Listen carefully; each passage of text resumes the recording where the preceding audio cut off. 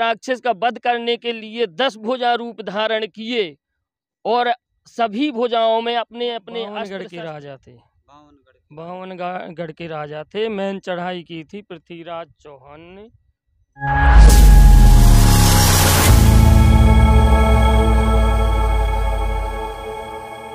Hello दोस्तों, नमस्कार। आपका बहुत बहुत स्वागत है आपके अपने। दरअसल दोस्तों, ऐसी जगह पहुंचे हैं जो महोबा ज़िले में आला उदल की नगरी कहे जाने वाली आला उदल की नगरी महोबा ज़िले में एक छोटा सा गांव पड़ता है सालट। वहीं पर जहां पर कहा जाता है कि जैत खम्भ की लड़ाई इसी मैदान पर हुई थी और यहां पर जैत माता का मंदिर भी बना हुआ है। किस प्रकार से माता का मंदिर आज भी माता कि यहाँ पर जो भी अर्जी लगाते हैं, मनोकामना लेकर आते हैं, सभी उनकी मनोकामना पूर्ण होती हैं। इस प्रकार से और गांव के व्यक्तियों द्वारा भी हम इसकी जानकारी लेंगे कि यहाँ पर सच में जैत खम्भ की लड़ाई हुई थी या नहीं। तो जय माई की तो चल रही हैं। तो आप तो पहले ये बताइए, आपका शुभ नाम क्या है? मेरा नाम वीर प्रताप रिछारिया जी। आप इसी गांव से हो? जी, इसी गांव से हूँ। तो आप यहाँ का बता सकते हैं यहाँ पर जैत खम्भ की लड़ाई हुई थी? हाँ बिल्कुल। तो जैत खम्भ की लड़ाई में कौन कौन थे शामिल, मतलब क्या? बावनगढ़ के राजा थे। बावनगढ़ बावनगढ़ के राजा थे। मैंने चढ़ाई की थी पृथ्वीराज चौहान ने और माणों के राजा ने। इसी तरह से मैन जो दुश्मन थे तो आला उदल के, इन्होंने मैन चढ़ाई की थी। इनके साथ में जो अन्य देशों के राजा थे, बावनगढ़ के राजा, तो वो भी आकर के उस युद्ध में लड़े।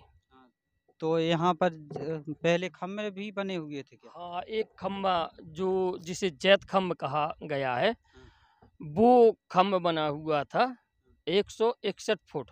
161 फुट मतलब इतना ऊंचा? इतना ऊंचा बना हुआ था।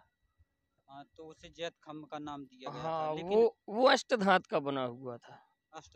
अष्टधातु का देवी के द्वारा बनाया गया था, इसीलिए पहले देवी की स्थापना की आला उदल ने, फिर उनकी पूजा की। फिर अभी तो जैत मतलब खम्भ दिख नहीं रहा कि कहाँ बना हुआ है। नहीं, इस समय उसका कोई निशान नहीं है। लेकिन पहले था? पहले था। लेकिन अब कैसे मतलब टूट गया?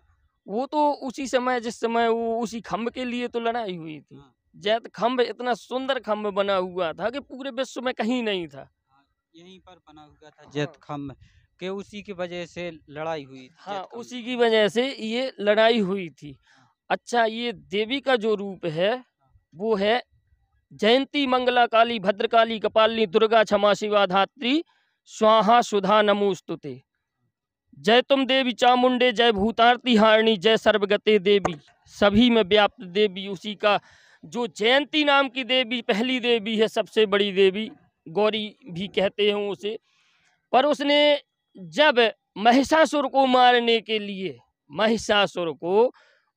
के लिए अर्थात राक्षस का वध करने के लिए 10 भुजा रूप धारण किए और सभी भुजाओं में अपने अपने अस्त्र शस्त्र लिए। उसके बाद उस देवी ने उस राक्षस का संहार किया, इसलिए उस देवी की स्थापना आला उदल ने की और उनकी स्तुति की, तो वो प्रकट हो गई। जब वो माता प्रकट हुई तो उन्होंने कहा कि हमको यहाँ पर जैत खम्भ, जैत नाम का खम्भ चाहिए। आप जयंती माता हैं, इसलिए आपके नाम का हमको खम्भ चाहिए। और वो खम्भ इतना सुंदर हो कि विश्व में कहीं भी कोई भी खम्भ ना हो। तो अष्टधातु का खम्भ माता ने उस समय अपने विश्वकर्मा को बुला करके वो तैयार करवाया। इतना सुंदर, इतना सुशोभायमान खम्भ कहीं नहीं था। इसलिए बड़े बड़े राजा सोचते थे कि हम इस खम्भ को वहां से उखाड़ करके लाएं। आला उदल ने इतना सुंदर, इतना विशाल खम्भ कैसे बनाया है। मतलब उसके बाद फिर क्या? तो उस पर चढ़ाई की कि आला उदल से लड़ाई की जाए। उसी में सभी राजा, बावनगढ़ के राजा सभी समाप्त हो गए और वो सेनाएं भी समाप्त हो गई, क्योंकि उसको छोटा महाभारत कहा गया है। जैत खम्भ को छोटा महाभारत, जैत खम्भ को छोटा महाभारत कहा गया है, क्योंकि वही सब वीर योद्धा थे जो अर्जुन, युधिष्ठिर और नकुल, सहदेव, सभी ये और कौरव 10 सहस्त्र कौरव सेना थी। तो वो सभी अवतार लेकर के आए और उन्होंने उसी तरह से आलाउदल के ऊपर लड़ाई की। तो सभी समाप्त हो गए, सिर्फ आला और इंदल बचे। सभी समाप्त हो गए, फिर आला और इंदल भर बचे। हाँ, उस समय सभी समाप्त होने के बाद में आला और इंदल, सिर्फ 2 ही बेटा और बाप और बेटा, धर्मराज युधिष्ठिर। धर्मराज युधिष्ठिर जो है वो आल्हा का अवतार है।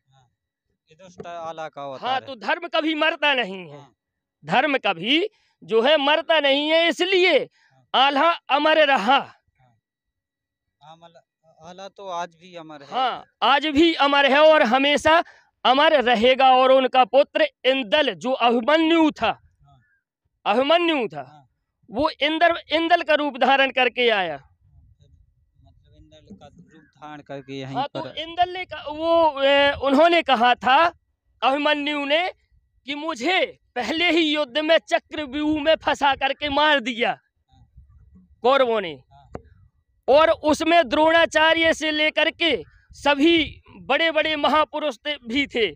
तो उन्होंने कहा वो फिर से आएंगे और मेरे युद्ध को सफल बनाएंगे। इसलिए इंदल आकर के पूरी रणभूमि में, पूरे देश में, 52 गढ़ में जा करके लड़े। और लड़ाई करने के बाद में, जीतने के बाद में, और पथरीगढ़ में अमर होने के बाद में, और कोटा बूंदी में जा करके अमर होने के बाद में इंदल अमर हो गए। तो वो दोनों बाप और बेटा जाकर के और कजरी वन में चले गए। कजरी वन में चले गए। तब से आल्हा कभी कभी आते हैं। हमारी जयंती माता जैतमाई का सामने दरबार भी है। जैत खम्भ की लड़ाई भी यहीं पर हुई थी। यहीं पर जैत माता का मंदिर भी यहीं पहले स्थापना हुई थी। तो उसी मंदिर के सामने इधर किसी क्षेत्र में, आसपास में, वो खम्भ बना हुआ था, जो मतलब अष्ट धातु का खम्भ था।